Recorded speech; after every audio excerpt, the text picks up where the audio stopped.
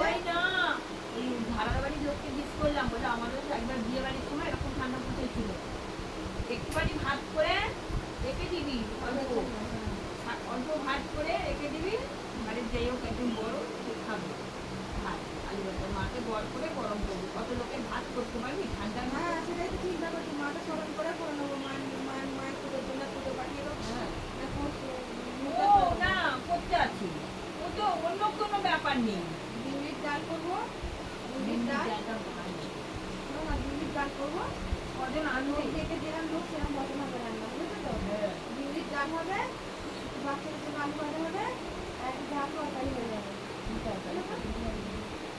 সে অল্প করে যদি লোক আছে জীর্ণ বস্ত করে নেওয়া হবে, আর যদি বেশি লোক আছে অল্প করে করতে করা হবে, আর যদি বেশি লোক আছে এই 100 টাকার মতো করতে না হয়ে যাবে, পোস্তের তরকারি আর ভাত বিউলির ডাল হয়ে গেল।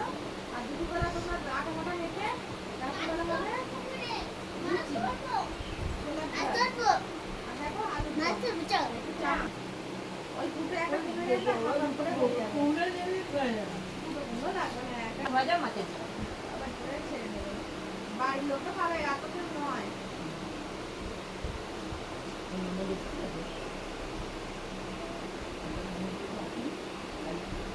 কোথায় কেনো, আবার যদি কেনো ওই করো ওই টেনশন হবে, জলে নামবে না।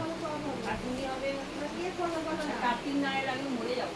কে করবে বলো না, এগুলো তো